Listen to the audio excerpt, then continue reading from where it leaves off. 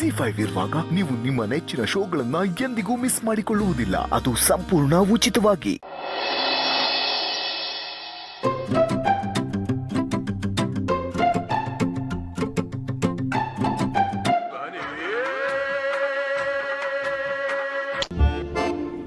ಹೇಳು ಗಿರಿ.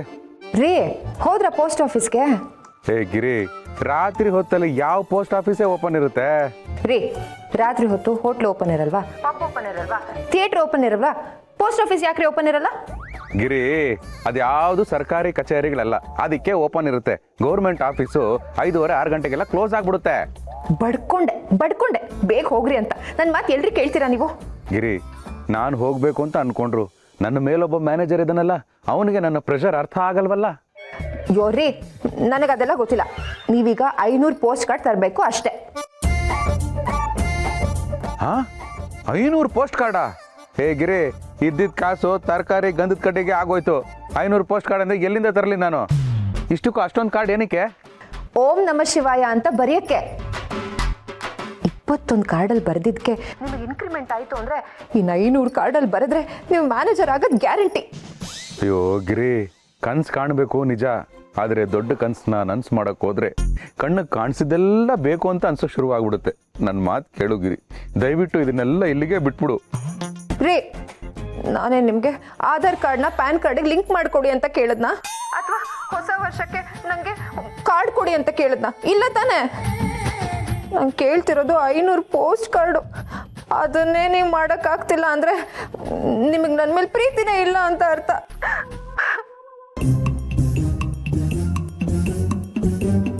ಗಿರಿ, ನೀನು ನನ್ನ ಪ್ರೀತಿನ ವೆಡ್ಡಿಂಗ್ ಕಾರ್ಡಲ್ಲಿ ಅಳೆದಿದ್ದಿದ್ರು ಪರವಾಗಿಲ್ಲ, ಹೋಗಿ ಹೋಗಿ ಪೋಸ್ಟ್ ಕಾರ್ಡಲ್ಲಿ ಅಳಿತಾ ಇದೆಯಲ್ಲ ಗಿರಿ. ಸರ್, ರೋಡಲ್ಲಿ ಅಡ್ಡ ಹಾಕಿದ್ರೆ ಹೆಂಗೆ? ಹೌದು ಸರ್, ಸ್ವಲ್ಪ ಫ್ಯಾಮಿಲಿ ಪ್ರಾಬ್ಲಮ್.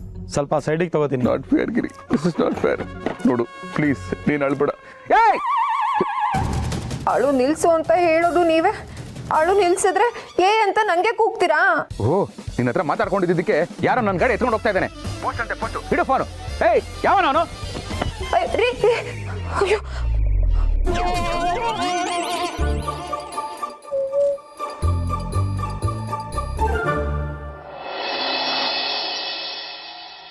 ರೀ ನನ್ನಿಂದಾನೇ ನಿಮ್ ಗಾಡಿ ಕಳೆದೋಯ್ತು ಅಂತ ಅದು ಹೇಗ್ರಿ ಹೇಳ್ತೀರಾ ನೀವು?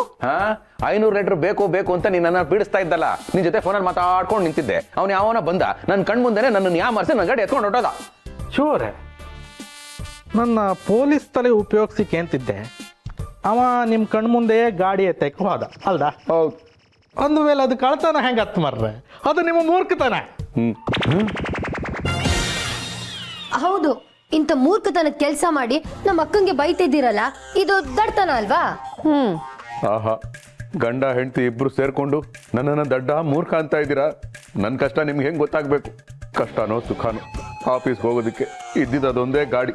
ಎಲ್ಲರೂ ಗಾಡಿ ತೊಗೊಂಡು ರೋಡ್ಗಿಳಿದ್ರೆ 4 ಜನ ತಿರುಗಿ ನೋಡಬೇಕು ಅಂತ ಅನ್ಕೋತಾರೆ. ಆದರೆ ನಾನು ಆ ಗಾಡಿ ಮೇಲೆ ಕೂತ್ಕೊಂಡ್ರೆ ಅಪ್ಪನ ಹೆಗಲ ಮೇಲೆ ಕೂತಾಗಿರುತ್ತೆ ಅಂತ ಇವತ್ತವರೆಗೂ ಅದನ್ನು ಜೋಪಾನವಾಗಿ ಕಾಪಾಡ್ಕೊಂಡು ಬಂದಿದ್ದೀನಿ. ಮೊನ್ನೆ 3,000 ಕೇಳಿದ್ರು, ನಾನು ಬಿಲ್ಕುಲ್ ಕೊಡಲ್ಲ ಅಂದ್ಬಿಟ್ಟೆ. ಯಾಕೆ ಗೊತ್ತಾ? ಅದನ್ನ ಮಾರೋದು ಒಂದೇ, ಅಪ್ಪನ್ ಮಾರೋದು ಒಂದೇ ಅಂತ. ಏ ಮೂರ್ಖ ಜಡ್ಡ, ನಾನಾ? ನೀನೇ ಅಲ್ವೋ? ಆ ಡಬ್ಬ ಗಾಡಿನ 1,000 ರೂಪಾಯಿಗೂ ಯಾರು ಮೂಸಲ್ಲ ಅಂತ ಹೇಳಿದ್ದೆ. ಅಂಥದ್ರಲ್ಲಿ 3,000 ರೂಪಾಯಿ ಕೊಡ್ತೀನಿ ಅಂದಾಗ ಕೊಡೋದು ಬಿಟ್ಬಿಟ್ಟು ಯಾಕೆ ಬಂದೆ? ಥ್ಯಾಂಕ್ ಗಾಡ್, ಆ ಗಾಡಿ ಕಳ್ತನ ಆಗಿದ್ದು ಒಳ್ಳೇದೇ ಆಯ್ತು. ಪ್ರತಿ ಸಲ ಅಪ್ಪ ನನ್ನ ಸ್ಕೂಲಿಗೆ ಬಿಡಕ್ ಬಂದಾಗ ಫ್ರೆಂಡ್ಸ್ ಎಲ್ಲ ಆಡ್ಕೋತಿದ್ರು. ಅಮ್ಮ ಲೆಟರ್ ಬರ್ದಿದ್ದಕ್ಕೆ ಇದು ಗುಡ್ ನ್ಯೂಸ್. ಏ ಸ್ಕಂದ, ಅಪ್ಪನ ಗಾಡಿ ಕಳ್ದೋಗಿರೋದು ನಿಂಗೆ ಗುಡ್ ನ್ಯೂಸ್ ಏನಾ? ನೋಡಿ, ನನಗೆ ಅವೆಲ್ಲ ಗೊತ್ತಿಲ್ಲ. ಆ ಲೆಟ್ರಿಂದಾನೆ ನನ್ನ ಗಾಡಿ ನನ್ನನ್ನು ಬಿಟ್ಟು ಹೋಗಿದ್ದು. ಅದಕ್ಕೆ ಹೇಳ್ತಾ ಇದ್ದೀನಿ, ಇನ್ನು ಮುಂದೆ ಆ ಥರ ಲೆಟರ್ಗಳನ್ನ ಈ ಮನೇಲಿ ಯಾರೋ ಬರೀ ಕೂಡ್ದು.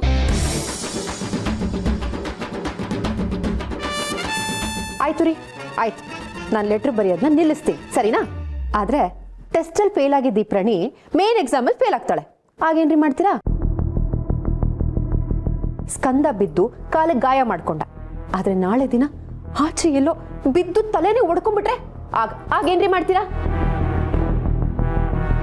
ಪಾಪ ಮಾವ ವಯಸ್ಸಾಗಿದೆ, ಅವ್ರಿಗೇನಾದ್ರೂ ಹೆಚ್ಚು ಕಡಿಮೆ ಆಗ್ಬಿಟ್ರೆ ಆಗೇನ್ರಿ ಮಾಡ್ತೀರಾ? ಈ ಎಲ್ಲ ಬ್ಯಾಡ್ ನ್ಯೂಸು ಬಂದರೂ ತಡ್ಕೊಳ್ಳೋ ಶಕ್ತಿ ನಿಮಗಿದೆ ಅನ್ನೋದಾದ್ರೆ ಸರಿ ಆಯ್ತು, ನಾನು ಲೆಟ್ರ್ ಬರೆಯೋದನ್ನ ನಿಲ್ಲಿಸ್ತೀನಿ. ಹೇ ಗಿರಿ, ಯಾಕೆ ಹಾಗೆಲ್ಲ ಮಾತಾಡ್ತೀಯಾ? ಬಿಡ್ತು ಅವನ್ನೇ. ಛೇ, ಎಲ್ರಿಗೂ ಬುದ್ಧಿ ಹೇಳ್ತೀನಿ ನಾನು. ಈಗ ನಮ್ಮ ಮನೆಯವ್ರಿಗೆ ತೊಂದರೆ ಆಗುತ್ತೆ, ನಮ್ಮ ಮನೆಗೆ ಬ್ಯಾಡ್ ನ್ಯೂಸ್ ಬರುತ್ತೆ ಅಂದರೆ ಆ ಲೆಟರ್ನ ನಾನು ಬರ್ದ್ಬಿಡ್ಬೇಕು ಅಂತ ಅನ್ನಿಸ್ತಾ ಇದೆ. ಅಯ್ಯೋ, ಏನು ಮಾಡಲಿದ್ದೇವ್ರೆ? ಗಿರಿ, ಈಗೇನು ಲೆಟರ್ ಬರೀಬೇಕು ತಾನೆ? ಬರಿತೀನಿ ಬಿಡು.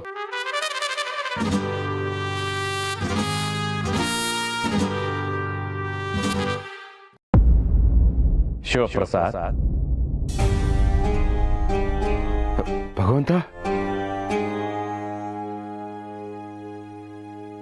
ನನ್ನ ಸೃಷ್ಟಿಯಲ್ಲಿ ನಿನ್ನನ್ನು ಅತ್ಯುನ್ನತ ಜೀವ ಅಂತ ಭಾವಿಸಿದ್ದಕ್ಕೆ, ನೀನ್ ನನ್ನ ಸ್ನೇಹಿತ ಅಂತ ಅನ್ಕೊಂಡಿದ್ದಕ್ಕೆ ನನಗೆ ತುಂಬಾ ಬೇಸರ ಆಗ್ತದೆ. ಅಯ್ಯೋ, ಯಾಕೆ ಭಗವಂತ ಹೀಗೆ ಹೇಳ್ತಾ ಇದೆಯಾ?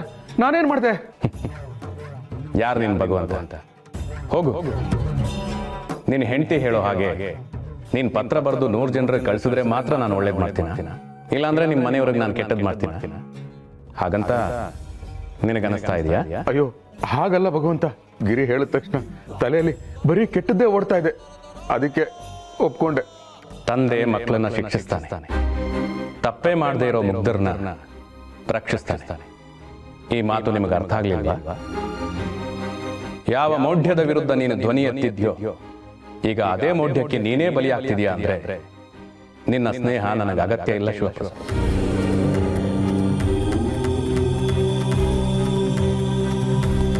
ನಿಷ್ಕಲ್ಮಶ ಮನಸ್ಸಿರೋನಿಗೆ ಭಯ ಇರೋದಿಲ್ಲ, ಪ್ರಾಮಾಣಿಕ ವ್ಯಕ್ತಿಗೆ ನಾಳೆ ಅನ್ನೋ ಚಿಂತೆ ಇರೋದಿಲ್ಲ, ಕಾಯಕವೇ ಕೈಲಾಸ ಅಂತ ನಂಬಿರೋನಿಗೆ ಕಷ್ಟ ಎದುರಾಗೋದಿಲ್ಲ.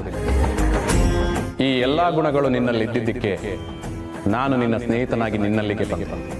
ಆದರೆ ಈ ಗುಣಗಳನ್ನು ನೀನು ಕಳ್ಕೊಂಡ ಮರುಕ್ಷಣ ನಾನು ನಿನ್ನಿಂದ ಬಲು ದೂರ. ಅಯ್ಯೋ ಭಗವಂತ, ದಯವಿಟ್ಟು ಹಾಗೆಲ್ಲ ಮಾತಾಡ್ಬಿಡ ಭಗವಂತ. ನನ್ನ ಜೀವನದಲ್ಲಿ ನನಗೆ ಸಿಕ್ಕಿರೋ ಅಮೂಲ್ಯವಾದ ಉಡುಗೊರೆ ಅಂದ್ರೆ ಅದು ನಿನ್ನ ಸ್ನೇಹ. ನಿನ್ನ ಸ್ನೇಹನ ಕಳ್ಕೊಂಡು ನನ್ನ ಕೈಲಿ ಬದುಕಕ್ಕಾಗಲ್ಲ. ನಿನಗೆ ಗೊತ್ತಲ್ವಾ, ಸಂಸಾರ ಅಂತ ಬಂದ್ರೆ ಮೊದಲಿಂದನೂ ನಾನು ಎಷ್ಟು ಹೆದರ್ಕೊಳ್ತೀನಿ ಅಂತ. ಪ್ಲೀಸ್ ಭಗವಂತ, ಹೀಗೆಲ್ಲ ಮಾಡಬೇಡ. ನಾನು ಬೆಲೆ ಕೊಡುವುದು ಮಿತ್ರನಿಗೆ ಹೊರತು ಪತ್ರಕ್ಕಲ್ಲ. ನಾನು ಬಾಗುವುದು ಭಕ್ತಿಗೆ ಹೊರತು ಭಯಕ್ಕಲ್ಲ. ನಾನು ಮೆಚ್ಚುವುದು ಕಾಯಕವನ್ನೇ ಹೊರತು ಕಾಯವನ್ನಲ್ಲ. ನಾನು ಇಚ್ಛಿಸುವುದು ಶ್ರಮದ ದಾರಿಯನ್ನೇ ಹೊರತು ಅಡ್ಡದಾರಿಯನ್ನಲ್ಲ. ಇದಕ್ಕೂ ಮೀರಿ ನೀನು ಮೌಢ್ಯಕ್ಕೆ ಶರಣಾಗಬೇಕೆಂದಿದ್ದರೆ ನಿನ್ನ ಅಂತರಾತ್ಮ ಹೇಳಿದಂತೆ ಮಾಡು. ಅಯ್ಯೋ ಭಗವಂತ, ನಿನಗೆ ಹೇಗೆ ಅರ್ಥ ಮಾಡಿಸ್ಲಿ ಅಂತ ನನಗೆ ಗೊತ್ತಾಗ್ತಾ ಇಲ್ಲ. ಅಲ್ಲ ಭಗವಂತ, ಭಗವಂತ. ಯೋರಿ, ಮೊದಲು ಲೆಟ್ರ್ ಬರೀರಿ. ಈ ಥರ ಒಬ್ಬೊಬ್ಬರೇ ಮಾತಾಡ್ಕೊಳ್ಳೋ ಕಾಯಿಲೆನೂ ಹೋಗುತ್ತೆ. ಪ್ರಣಿ, ನಡಿ ತಟ್ಟೆ ಹಾಕು. ಬನ್ನಿ ಮಾವ, ಎಲ್ಲರೂ ಊಟ ಮಾಡೋಣ. ಈಗ ನನ್ನ ಅಂತರಾತ್ಮ ಲೆಟ್ರ್ ಬರಿ ಅಂತಾನೆ ಹೇಳ್ತಾ ಇದೆ. ಬರಿತೀನಿ, ಲೆಟ್ರ್ ಬರಿತೀನಿ. ZEE5 ಆಪ್ ಡೌನ್ಲೋಡ್ ಮಾಡಿ ಎಲ್ಲಾ ಸಂಚಿಕೆಗಳನ್ನು ಸಂಪೂರ್ಣ ಉಚಿತವಾಗಿ ನೋಡಿ.